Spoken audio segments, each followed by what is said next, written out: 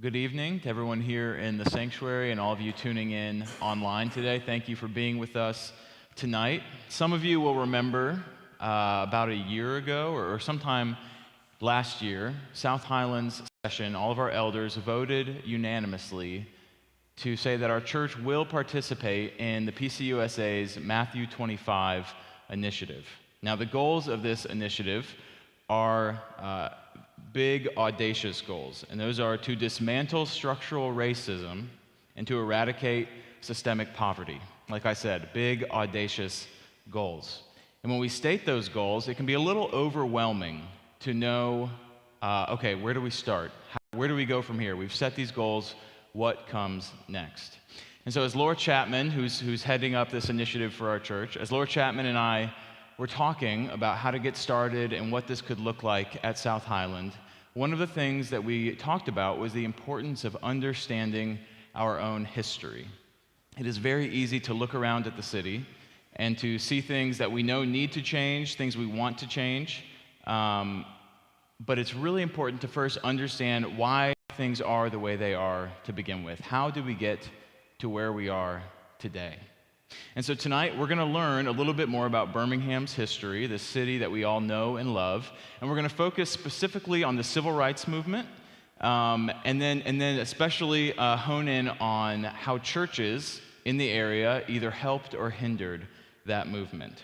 And so it is my privilege tonight to introduce to you our speaker, Collin Hansen. Collin is a friend of mine. He is an editor. He is the editor-in-chief of the Gospel Coalition, a website that I'm sure many of you have visited and benefited from at one time or another. Previously, Collin was an editor at Christianity Today magazine, and he has written, edited, and contributed to many, many, many publications over the years.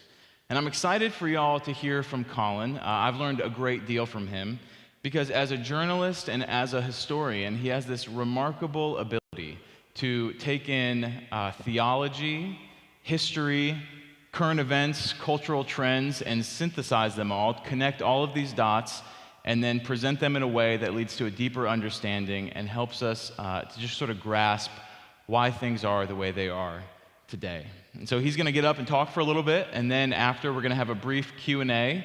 I believe John's going to put my number up on the screen periodically, so if you're watching from home and you have a question, feel free to text me. I can't promise we'll get to all the questions, but I will try my best. And so without further ado, Collin, thank you for being here with us tonight, and we look forward to learning from you. Court and Abby, good friends.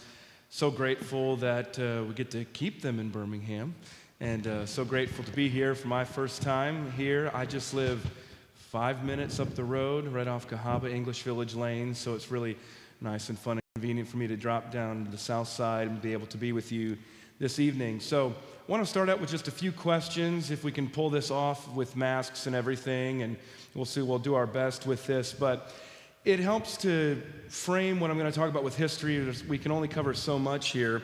Just to start off with a few questions for us to talk through. The first one I want to find out from you guys is, what do people say when they visit Birmingham for the first time? You got friends, family coming into town for the first time. What's an example of something you commonly hear from them?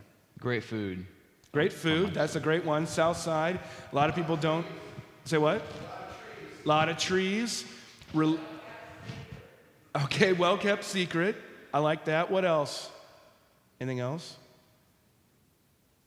Well, I mean, you put that all together, I think all of that tells a story, but one of the things I commonly hear, put it all together, is, wow, it's so much nicer here than I expected. And I always ask, what did you expect? I think one of the things is people don't think much about Birmingham for a variety of reasons. I would suggest that one of the reasons that they don't, for example, how many people would know that this is where the Appalachian mountain chain ends? Birmingham, Alabama. I'm not sure why people don't know that more often. You can go down to Tannehill Ironworks Historical State Park in McCalla to be able to see, exactly where the terminus, where the foothills there of the Appalachians. I'm not sure why people don't know that, but I think in part it has to do with Birmingham not feeling comfortable with ourselves and with our own history and who we are to present ourselves. Let's try this then as well. You can jump in here with Birmingham's historic name if you'd like. What story do you tell of Birmingham, or what would be a way of saying, how would you describe the city's character in just a short phrase or a couple words? Think of it like, Chicago, famously the city of broad shoulders. New York, if you can make it here, you can make it anywhere. City that never sleeps, that kind of thing. What would you say for Birmingham there? Heart of Dixie, absolutely. It's on our license plates there in Alabama. And Birmingham is very centrally located, of course, in Birmingham, or in Alabama, and really throughout, we're the headquarters of the Southeastern Conference. Geographically centered there. That's a good one. Heart of Dixie. What else? Magic City. So, am I going to put you on the spot, Court, to tell us where that came from? I don't know. You don't know? I don't Who think wants so. to jump in and say where the Magic City came from? How fast it grew when places like South Highland Presbyterian Church were being founded and built. That end of the 19th. Go ahead.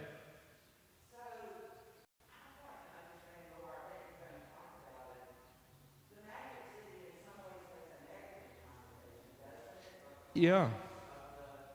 The African Americans that were used in the mines to make Birmingham grow so incredibly. Yeah, I haven't thought about that in particular, but one of the things that's significant about when you just think about our racial history, and we will talk about that a little bit tonight, is you have convict lease programs, might be what you're referring to there, but Birmingham generally for most of its history was a working class city.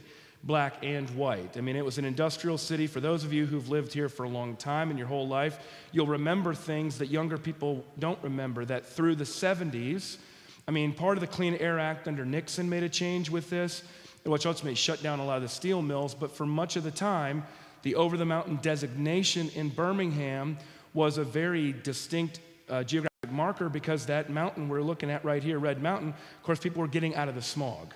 They were getting out of the murk, the muckiness of the city. So it has a sense of a boom town, but you also know what boom towns are like. They're wild places as well. So absolutely, there's a magic of how far it grew and how much it grew and got wealthy in some ways. But it's always been a working class city, until the transformations with UAB and whatnot in the recent decades. One other way I would think about it often is Birmingham is either the largest small city in America or the smallest large city. It very much has the juxtaposition of a big city feel. You don't expect to know everybody. It doesn't operate that way. And yet you expect to know everybody by about one step removed. People still ask a lot of questions based on who you know, which is not something, of course, that you guys know never happens in a really large, truly large city there. Let me ask one more question. Who is the most famous person from the Birmingham metro area? Who would you say? There's not like a right answer to this, but I want to see who we can name. Condoleezza Rice would be a natural example there. Condoleezza Rice, of course, we're going to be talking about what happened at 16th Street Baptist Church. She's same age, basically, roughly same age as the 4 little girls who were killed there. Condoleezza Rice. Who is that? Okay, very good. Very good. Who else? Other people? Courtney Cox, most famous resident of Mountain Brook, no doubt about that. Who else? Hank Aaron? Hank Aaron's from Mobile, if I remember correctly, but Willie Mays is from Birmingham. Willie Mays is from Midfield. Perhaps, according to many people, along with Babe Ruth, the greatest baseball player of all time is from Birmingham. Anybody else come to mind?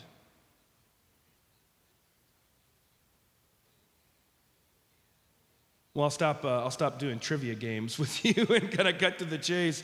Let's name some other people here as well. The great novelist, Pulitzer Prize winner Walker Percy from Birmingham, Courtney Cox, Condoleezza Rice, we mentioned Willie Mays, Hugo Black, of course, our federal courthouse named for Hugo Black, Supreme Court Justice. There's a whole story there that unfortunately I don't have time to get into tonight with Hugo Black. James Andrews, one of the most famous sports surgeons of all time. He operates mainly now out of Pensacola, but of course was a major player at St. Vincent's for a number of years.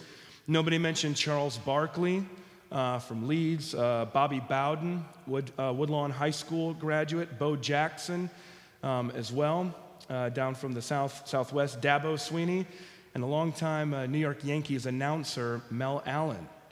An interesting observation, a person there you would not expect. Part of what I'm trying to get at with this is that I think in part because of the history that we're talking about tonight, Birmingham doesn't necessarily tell its story with a lot of pride. And we're often just kind of conflicted about whether or not we should be talking about this or how we should be talking about this. And also consider all of those names and what different kinds of stories they tell about the city, of how disparate their experiences are.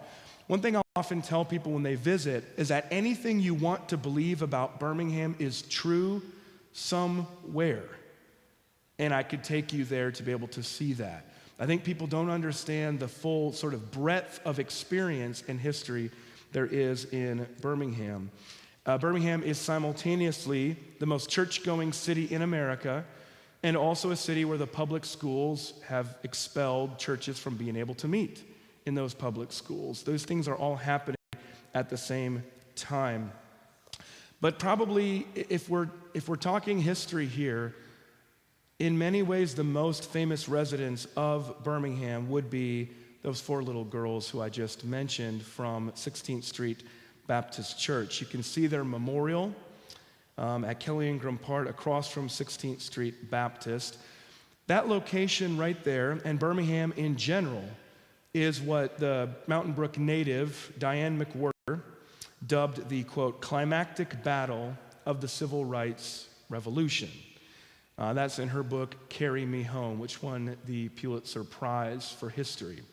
I encourage you, it's a very big book. Normally when I give these talks, people have a chance. Court, have you read that one? Yeah, that's what I thought. We've talked about that before. It's a serious read, it's a serious undertaking. I was reading it with my wife. Her family goes back, I think, at least 4 generations in Birmingham. Graduated from Mountain Brook High School. She said it was like me reading her high school yearbook. It's all of the different names that came up in that book. But that's one that I strongly encourage for people to read. And we're going to focus tonight largely on 63, those events that made Birmingham famous around the world and how they still affect us more than 50 years later. You know, as we mentioned before, Birmingham's not a tourist town. That's another thing. I was asking my pastor, I go to Redeemer Community Church in Avondale. I was asking him one time about some friends from New York who were visiting. They were at the Advent, staying across the street there at the hotel, and they wanted to know what to do for fun. I called my pastor. I was new to town at the time, and he said, tell him it's a great place to live and a terrible place to visit.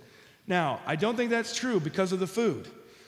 But there's, in a sense, you're almost like, well, what are we supposed to go see here? Well, if people are coming to see anything, it is largely the Civil Rights Institute that puts us on the map, and people want to visit there. I had some friends from Copenhagen, Denmark, actually coming through. They were on their way to the Coke Museum in Atlanta, but they wanted to stop at the Civil Rights Institute and learn about that history. But interestingly, it's often the case when I'm talking with groups like this that not many people from Birmingham who grew up here have actually been through the Civil Rights Institute, especially if they're white. That's often been my experience. I think it's something like this. Sometimes there's family history that you don't really want to know, that you don't really want to ask about because you're afraid that you're not going to like the answer. There was something else that happened, and I think this might be the most distinctive thing about Birmingham, that sometimes people who come in from the outside see certain things that are obvious, but that are not obvious to us who live here.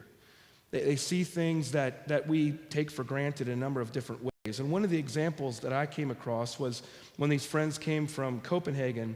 They finished the Civil Rights Institute, and then they said, is it still like this today? They were crying. And I realized that in the story that we see from the Civil Rights Institute, there's no happy ending. There's no last section of how now everything's fixed and everybody gets along together. And I was driving home. I lived at the time in Crestline. And I thought, well, I mean, it's definitely not the same. Of course it's not the same today. And yet I still struggled to be able to explain why African Americans mostly live on the west side and whites mostly on the east side. And there can be this incredible juxtaposition of wealth and poverty.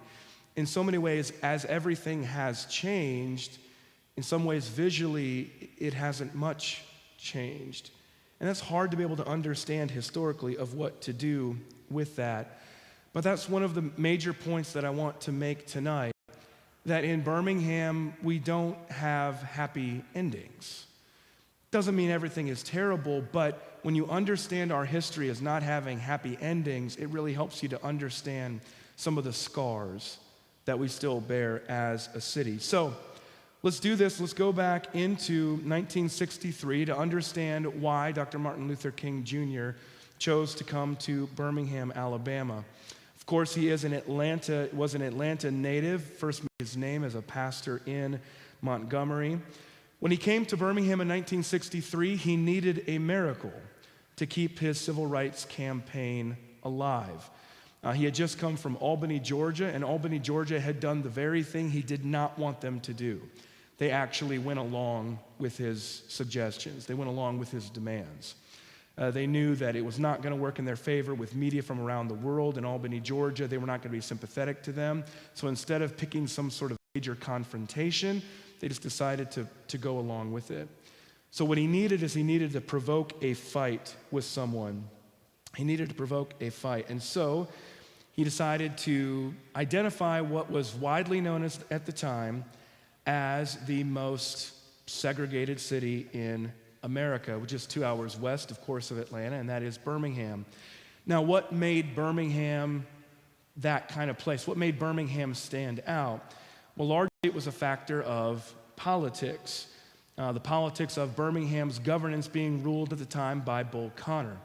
Bull Connor was a resident of the east side of Birmingham, of Crestwood specifically. He was a member of Woodlawn United Methodist Church.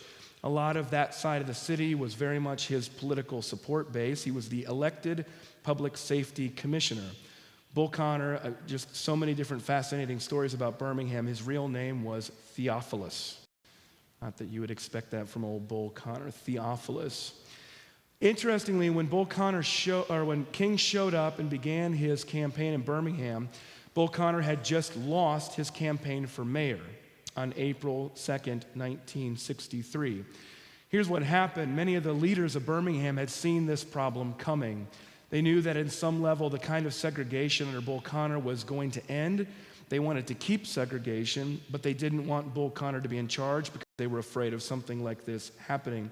So the city changed its entire governance structure just to be able to get rid of Bull Connor.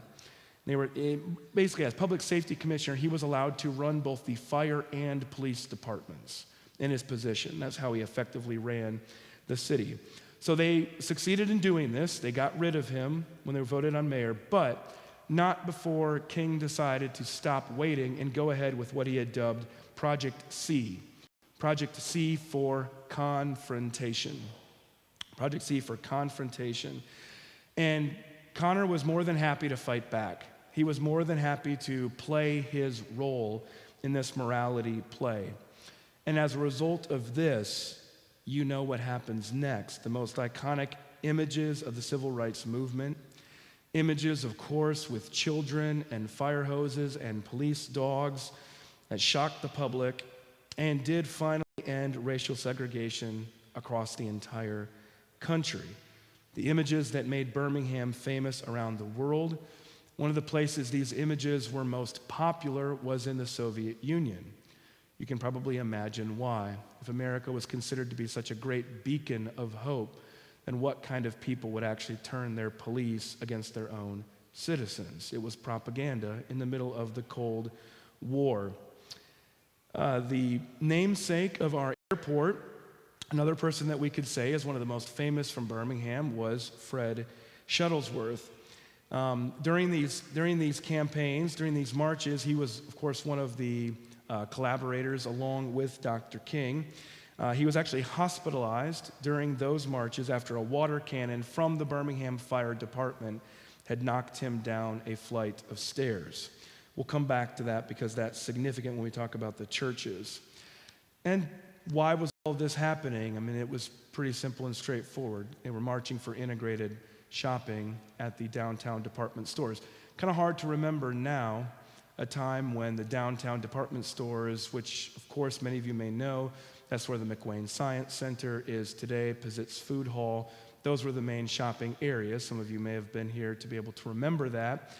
And it's interesting also, I don't think I've been able to talk this through, but when you look last summer, during some of the marches and during some of the unrest that we had here in the city, one thing is pretty noteworthy. Many people asked Mayor Woodfin afterward why he didn't have any police downtown. Why were the rioters able to walk up and down the streets without any intervention from police? Well, I'm not sure how many people paid attention to why, but it's because the police were deployed at a different location a number of miles out of town, seemingly, but still Birmingham. It's the Summit. I mean, some people may realize, of course, that the Summit is Birmingham. The Summit is the city of Birmingham. It's Birmingham taxes and everything. And what they'd seen with a lot of the other protests around the country is that they were mainly targeting commercial districts, Apple stores, and things like that. So Mayor Woodfin had sent the police to be able to guard those commercial areas instead of the downtown area. But the fact that Birmingham's shopping district is now several miles south of town, but still Birmingham, is itself part of the story of this history. And I could go into details about exactly how that happened, which are pretty fascinating, I think, but got brevity tonight as well. So, a lot of people know about the situation between King and Bull Connor. A lot of people don't realize the opposition that Dr. King faced from within the African American community of Birmingham. And I share this mainly because it helps to underscore a couple different facts of just how brutal segregation was in reality, and just how scared African Americans were, and also how courageous Dr. King was, along with the other leaders of that movement.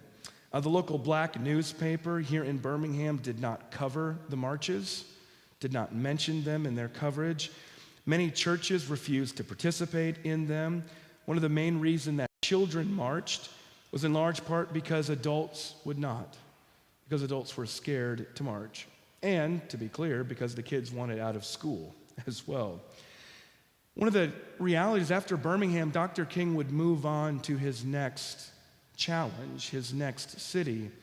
But the people of Birmingham would live the rest of their lives with the consequences of whatever would happen. And one of the things that local African Americans in Birmingham understood is that the likely result in response to this would be more bombings, more unsolved murders, more intimidation from Bull Connor's police. And basically, the way to put it is that they were scared. And these marches largely concentrated in April. The bombing comes in September. So when the bombing happens in September, it's unfortunately what so many people had expected. It's exactly what they had feared. And King's challenge was to persuade African Americans in particular to risk their lives for equal rights for themselves and for future generations. But this is why I always say that history is more interesting in reality than in our sort of twisted and short-sighted memory. The pastor of 16th Street Baptist at the church at the time never forgave himself for allowing Dr. King to use the church for the marches because of what happened to the little girls. That's the complication and the difficulty of history. You can read about that in former Senator Doug Jones' book. He was friends with that pastor and talks about that history as well. I mentioned that the challenge so much is when we deal with this history that we have many stories, but we don't necessarily have happy endings. And so I want to explain a little bit more of what that means because, of course, it's happy that segregation ended, but why are we still dealing with the kind of things that the PCUSA is calling on churches to continue to deal with today? And so for this, Let's travel away from downtown and just in our minds shift over to the east side to Woodlawn. If you go down to downtown Woodlawn today, which is an incorporated part of the city of Birmingham, across the street from Bull Connor's old church, Woodlawn United Methodist burned down about 15 years ago. Beautiful facility. They've built a smaller version of one, but across from the street there, you're going to see a funeral home. You may be familiar with the area. If you look, you'll see it's old Woodlawn City Hall. Not a lot of people will realize that was the headquarters for Eastview 13 Clavern, one of the deadliest branches of the Ku Klux Klan in American history. We're so brazen about it, they could meet in the old City Hall building. They were really part of the establishment there within the city, the old city court chambers. This is the Klan that in 1957 bombed Fred Shuttlesworth and his wife north of town and almost killed them. That was when they tried to enroll their daughter in an all-white city school in response to Brown versus Board of Education. This is the same Klan that nearly killed the Freedom Riders that had come in here on Interstate 20 and come to the downtown bus depot. But it was Sunday, September 15, 1963, that a breakaway sect from this Klan, believe it or not, there were members of the Klan who believed the Klan had gone soft. A breakaway group from this Klan planted at least 15 sticks of dynamite underneath 16th Street Baptist Church and succeeded, according to their evil goals, into killing 4 little girls. The thought was that after King's marches, school integration was going to follow, and they believed that they needed to do something drastic to scare people off from continuing with it. So school integration was the main issue from those bombers. This history, I think probably in this room and watching online, many of us understand that it isn't that long ago. Carol Denise McNair, the youngest bombing victim, would be 68 years old today. Only 68 years old today. No one was convicted of this bombing until 1977. The final conviction and sentence of life in prison was handed down in May 22nd, 2002, and that was former U.S. Senator Doug Jones in prosecution on behalf of the federal government. Probably nobody here knows, but I'll ask anyway. Does anybody know where they planned the bombing and why? No, it was not Highland Methodist Church. They did, yeah. Highlands Methodist Church, we're going to get to them. They were one of the places that did not allow African Americans to visit and to integrate. We're going to talk about a lot of the different churches and how they responded. So the place where the bombing was planned was the Cahaba River Bridge on Highway 280. Now, it's basically where Target is. Now, I point that out in part to be able to understand how dramatically the city has changed. And some of you who've lived here for a number of years will know this. But essentially, you get past like the Cherokee Road neighborhood of Mountain Brook, and it's country. It's country all the way out to Lloyd's. Cahaba Heights was considered at the time a kind of sort of a hotbed of Klan activity as well. And they met out there on the bridge in part because they also were fearful of FBI informants within the Klan, which had been infiltrated all over the state of Alabama a number of different ways. But I share all this because it helps us to just understand why we have struggled so much to be able to move on. And there's a movie called Woodlawn, came out in 2015. Has anybody seen that movie, Woodlawn? All right. I like the movie a lot. I think it's really good. It tells the story of spiritual revival and racial integration at Woodlawn High School in 1973, okay? Now keep in mind, 1973, not that long ago. That's 19 years after Brown versus Board of Education, which ended school segregation, and it's 10 years after this bombing that we're just talking about. It's 10 years after the bombing. Even after all of this, racial integration was so controversial. It was so controversial of Brown versus Board that Hugo Black's son was actually chased out of the state of Alabama. He could no longer live in the state of Alabama because his father had voted to end racial segregation. This movie, set in 73, depicts the most famous high school football game in Birmingham history, which happened then later in 1974. University of Alabama football players Tony Nathan and Jeff Rutledge were featured in this movie. They ended up playing at Legion Field in front of 14,000 people. It's got to be the most famous high school football game in Birmingham history. The movie itself is basically like a Christian version of Remember the Titans.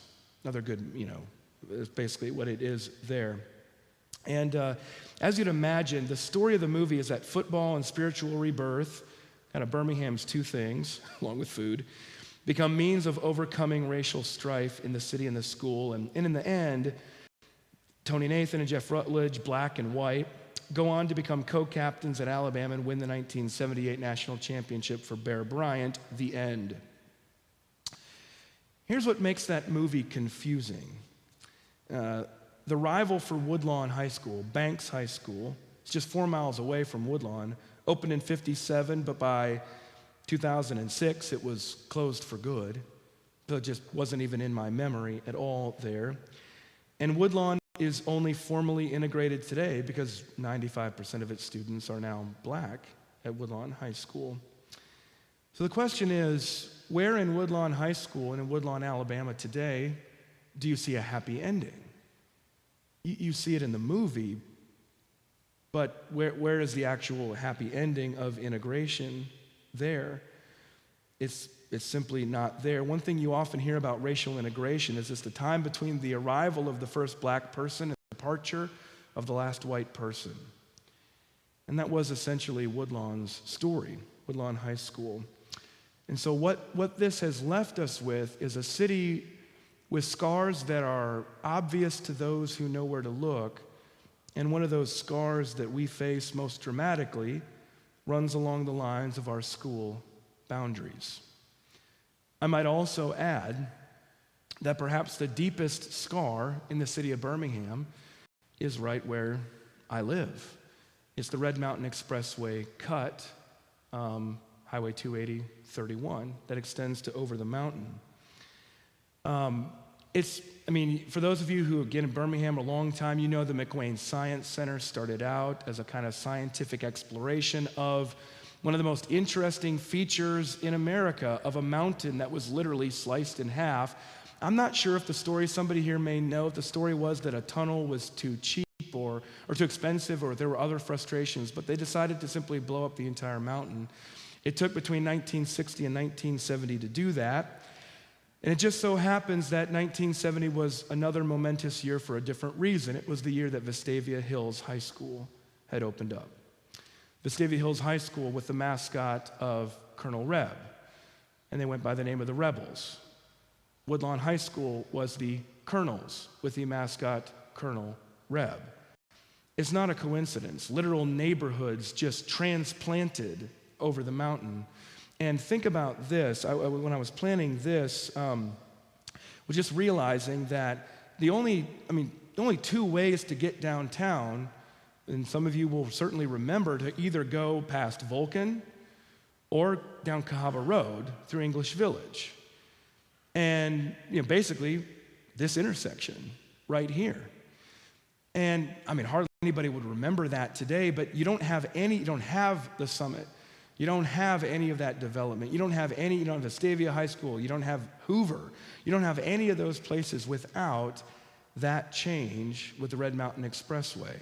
But the timing of 60 to 70 is not a coincidence that that's the period of white flight in the city, so that people could continue to commute downtown for work, in certain cases, places like UAB, the hospitals, but be able to live further away and to be able to avoid integrated schools there. Now, in the last bit here, I'd like to talk somewhat about the church's situation in particular. That's a little bit about the schools there. I've started to notice, at least in the last 10 to 15 years, a pretty dramatic change in terms of over-the-mountain perception toward the city of Birmingham. For so many years, because of that scar on Red Mountain, I felt as though the suburbs had this kind of their back was to the city. It just seems the last 10 to 15 years, people have turned back around and looked toward the city again. And I think that changed for a number of reasons. Fall 2010, Railroad Park opened, not far from here on South Side, and that's now the official, backdrop of the city of Birmingham. You always see that on the TV news and whatnot. Avondale Park reopened in fall of 2011. That was the former Birmingham Zoo area. Spring 2013, Regents Field opened, bringing our baseball team back from Hoover into the city. They'd previously been, of course, on the west side there at Rickwood Field. So there's been a lot of talk about urban renewal around the city there as well. And my own church meets in Avondale, one of those areas that's much talked about today. But to understand some of where the kind of the challenges that we continue to face with this history, you've got to go back to the day May 7, 1963. A pretty similar day to this, 84 degrees, nice but a little bit muggy spring day in Birmingham, a little bit of a breeze. I mentioned earlier Fred Shuttlesworth having been hospitalized.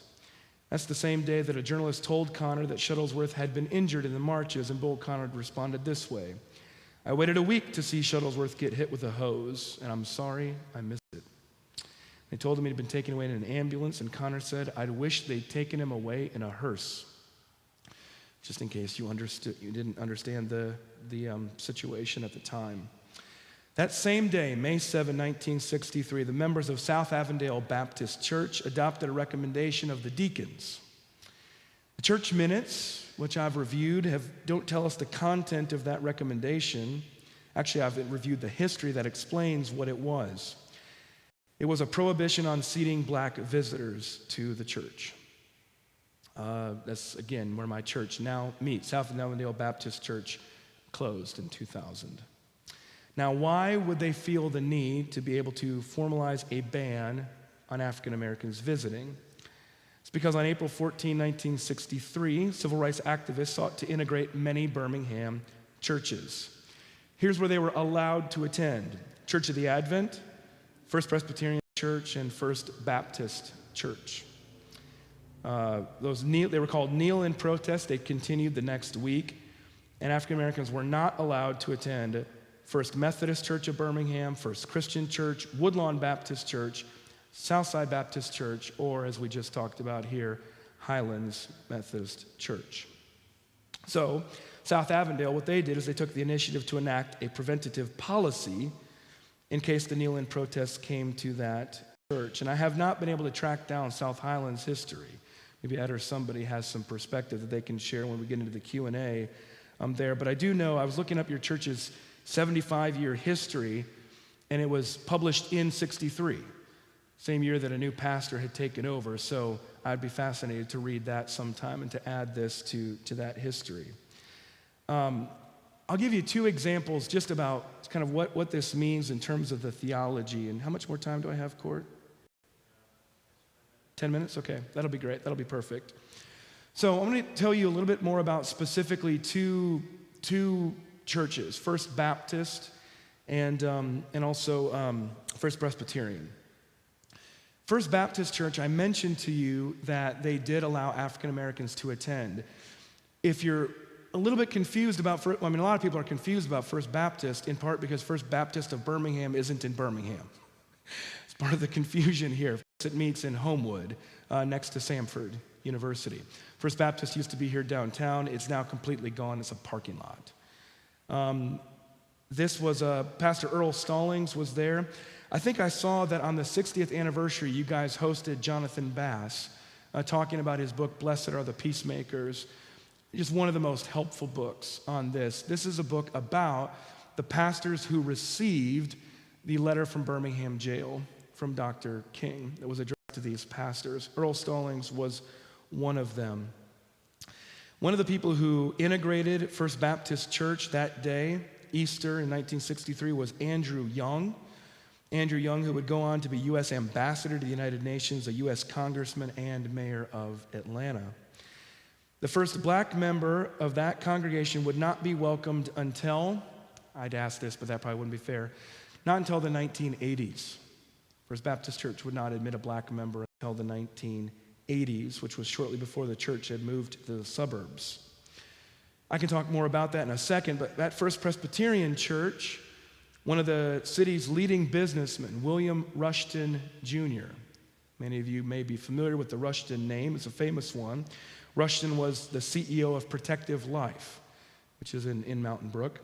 He led a successful effort to oust their longtime pastor because he allowed African Americans to worship there, because, as Rushton said, communism had infiltrated the church as a result of having integrated worship.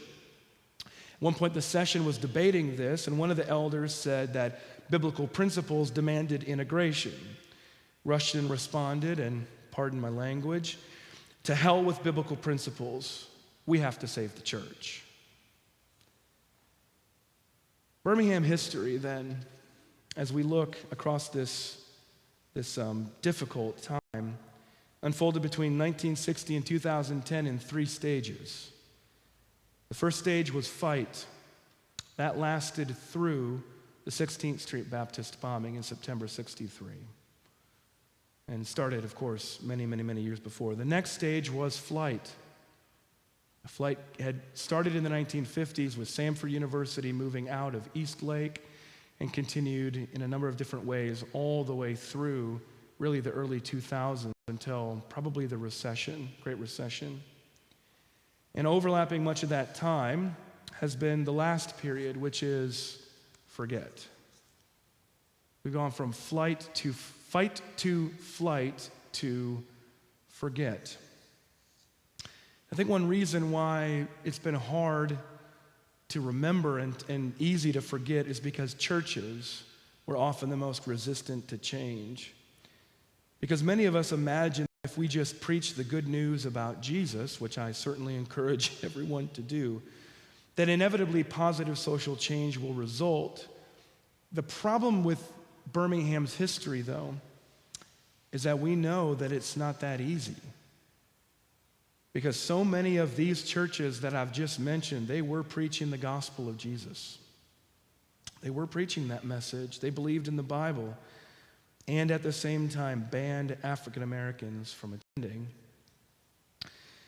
And thankfully, we don't have that same problem today, but the question that Dr. King poses us in Letter from Birmingham Jail is how much has truly changed in the end. But one thing we know is that it's possible to belong to Jesus Christ and to be saved from your sins, and yet in some ways to still be blinded by sin. And one challenge that churches faced is because they became bastions of resistance because they couldn't be formally, or I should say, forcibly integrated. Think about this. Churches were not subject to the laws that had integrated the military, that had integrated schools, that had integrated the sports teams as well. There was no integration that was not brought upon initially by the bayonet, by weapons, by force. And churches, again, were not subject to this. The churches were fiercely protected by people angry about change.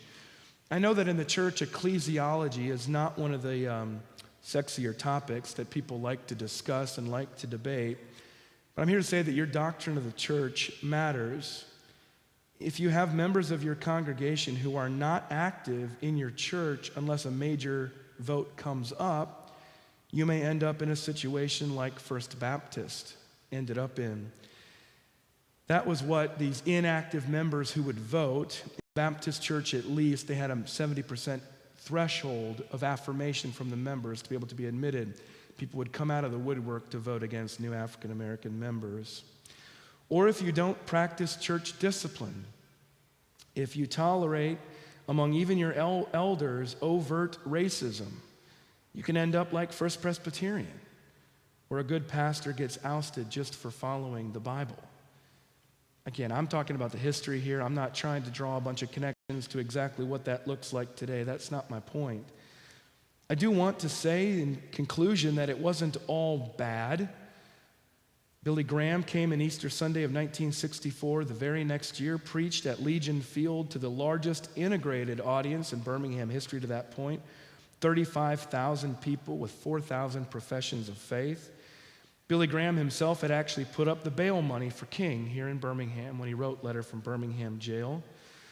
And I mean, if you're looking for an assignment or an encouragement here, if you haven't read Letter from Birmingham Jail in a while, would strongly encourage you to do so. I believe it's there we need to start as Christians theologically if we have hope to be able to have a happy ending. And I know that it can be hard, especially when I'm talking with younger audiences that don't know any of this history at all. Sometimes there's a conservative impulse to resist history, or at least the truth of history, as a kind of nostalgia. There's a progressive impulse to imagine that we don't have the same problems if we're only zealous to move forward. But what I like to say about history and all of this history, is that history is more like your grandmother. Naivete is thinking that your grandmother can do no wrong. Arrogance is thinking that she can do no good. But maturity is realizing that you're a lot like her. And that's, I think, what King's letter helps us to do theologically, is to ask how and why we're different today, because we know that in so many ways it is different, and yet in others it's all to the same. But I think we've got an opportunity, because it's not about ignoring our history as in white flight, but our path forward is something that Mayor Woodfin said last summer in the aftermath of the downtown riots. He said this, that this is not how we taught the world to march. And think about it, that's Birmingham, that's our story. The most famous events, many of them in world history in the 20th century, happened here. I would even go so far as to say that Birmingham produced, through our African American neighbors, the most effective movement for social change faith-based movement for social change in American history. That's a history we can be proud of. That's a story that we can tell, that Birmingham is the city that taught the world how to march. Thank you. Here for a little Q&A, if that works. I'll take this one. Thank you, Collin, for just a lot to think about there. I think we can all say we probably learned something new, and we're faced with some things that maybe we hadn't thought about in quite some time. And so as the moderator here, I'm going to use my prerogative to ask the first question before I invite you all to ask any, because something I'm thinking about is with discussions about history, and especially when it comes to racism in our own city, facing our own history is really hard, right? I'm sure we're all feeling many different things as we hear this. Perhaps some shame, maybe guilt, anger, or defensiveness even. When you hear some of these stories and you realize, you start to feel defensive. And so I'm sure as you've done your work learning the history, you've kind of gone through that emotional cycle as well of coming to terms and processing all this. And so just to start, I just want to ask, how can we, as Christians who are sort of rooted in the gospel first and foremost, process the complicated feelings that come up when we are starting to engage in advocacy work and sort of doing what we're trying to do here? Well, one of the things that my pastor taught early on, and I think is really necessary when working in a place like Birmingham, where sometimes it feels as though, as hard as we might try, we just don't see things change. Mm-hmm. One of the things he said is that you will quickly exhaust yourself if your advocacy, if your pursuit of justice is a kind of way of making yourself feel better. Feel better about yourself or feel better than somebody else. And only those people who persevere are those who, theologically, you said, are rooted in the gospel out of a gratefulness for what God has done in Christ to us, and then are overjoyed in that to be able to share with others, because we share with others because what we have we don't necessarily deserve, because it's all of grace of God. Therefore, we can freely share with others. We can freely give to others, and we don't do it in such a way that we manipulate them to make us feel good.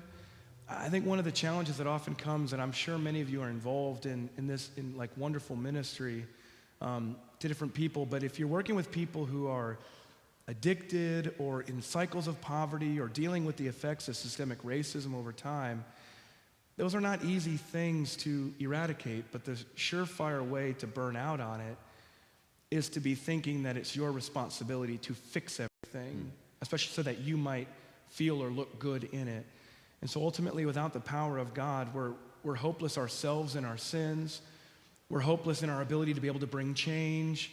And we're hopeless in our ability to persevere when nothing does seem to change.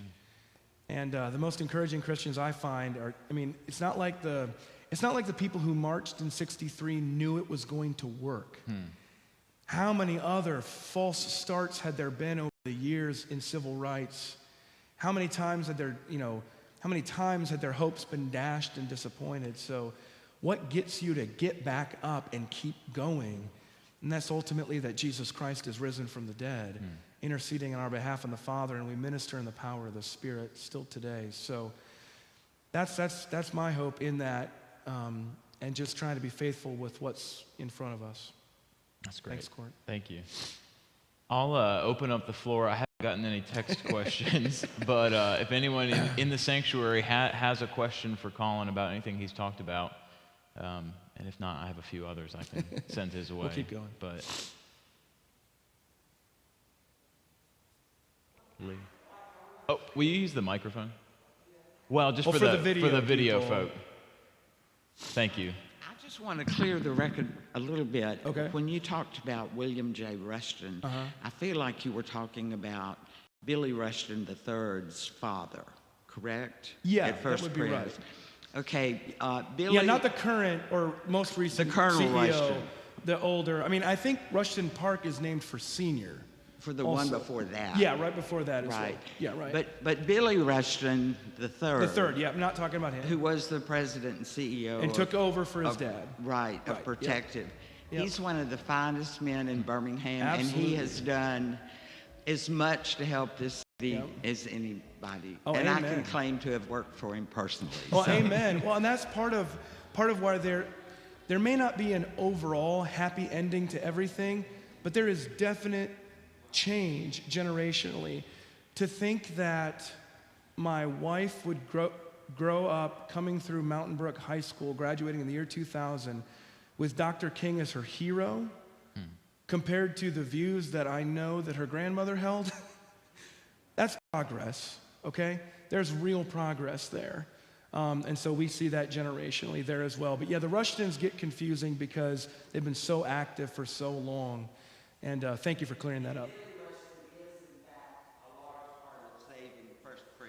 Oh, wonderful. Wonderful. Amen. Well, thank you for clearing that up. Again, for anybody who I might have confused on that, thank you. Well, and that really gets at sort of what makes this conversation in a city like Birmingham so complicated. Oh, because it's personal. We people we all know. know these names, and Well, the way I put it is that when you look at those images of teenage girls spitting on little black girls trying to go to school, you're looking at people's mother or grandmother. Like, they're actually, the people. If you go downtown to Kelly Ingram Park, there's the police officer, and the dog is, his dog there is going after one of the young men. I've got a friend who says, oh, well, yeah, I know the police officer from that. That's what happens. The history is actually, it's a family story. Yeah. It's not some sort of distant thing. That's what makes it hard, but also makes it, just necessary to really confront too. Yeah. Thank you, Lee. Thank you for that. That's great. Any other questions on the floor? Kevin Hubbard? I understand that back in the day, the Italian Americans were a vital part of Birmingham history. I'm wondering what drove them out. Could you pick up? I couldn't quite hear. What drove who out? What drove the Italian Americans out of Birmingham? The Drove Italian Italian Americans. Yeah. What years are you talking about there? Around the time the Vulcan was built. Okay, I couldn't quite get that either. Yeah. When were you talking? Around the time the Vulcan was built. Oh, when the Vulcan was built. Oh, I don't know that story. You might have to tell that story. One thing that's interesting about Birmingham is that, if you ever wonder about if you ever wonder about the concept of whiteness and what whiteness means, I'll give you an illustration of it. When I met my wife, we were in Chicago, and I asked her what ethnicity she was. And she said, I thought that was kind of obvious, I'm white. I said, white's not an ethnicity. If you get into Diane McWhorter, one thing you'll see in there is she does help to explain why Birmingham was so particularly bad. Now, he gets into a lot of economic history in there, labor history. It's part of what makes her book so good, but also a little controversial. I'll be real brief, and I talked about it. I had to cut it from this. But essentially what happened was, because of the time period, we're talking post-World War I, we're talking about the Russian Revolution, the rise of communism. There was a lot of concern with the steel mills. It's an industrial town. So there was a lot of concern about communist organizing. In fact, the Communist Party had actually identified Birmingham as one of the prime targets for organizing. And so what had happened is the Birmingham police was working with the steel mills to use labor suppression tactics.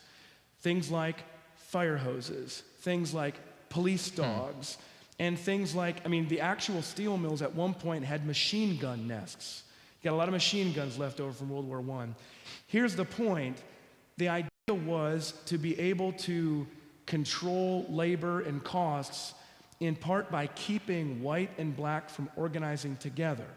So segregation was a particular means employed economically to be able to suppress the unions and to be able to then convey a sense of superiority among whites so they wouldn't organize with blacks. Wow. So that's part of that just sort of complicated history. It's pretty interesting. How does Birmingham go from a new South city to the most segregated? Because of the economic circumstances of the time, and because of a political system and one man who was politically supported by poorer middle-class whites. Bull Connor was not popular in Highland Park. It was not popular in Forest Park. It wasn't popular in the early Mountain Brook area before they incorporated. But that was his voter base there. Anyway. I will echo Collin's enthusiasm for Diane McWhorter's book, Hear Me Home. It really is an essential read for any Birmingham resident, I think. It's long. It's long and detailed. But it's very well written, and you will learn a ton about where you live. Well, just to close this up with one final question. We've talked a lot about the progress, the very real progress that has been made. Sure. America in 2021 is not America in 1963. Absolutely. And we should be thankful for that. Absolutely. And yet we are all aware of the fact that it's also not where we want it to be yet. There's still a long way to go. And so when you sort of look out on when you survey the cultural climate, the religious climate right now, what are some ways that predominantly white churches, maybe like a South Highland, could effectively and faithfully engage in this work to continue and sort of to help write the next chapter, so that 50 years from now, we're further down the line of where we want to be in terms of racial justice, racial equality, and all these issues that we're talking about? So, it's Alabama, right? So I use an analogy from football, college football. One of the things that drove integration with college football was the recognition that all white teams weren't going to win. Not going to win.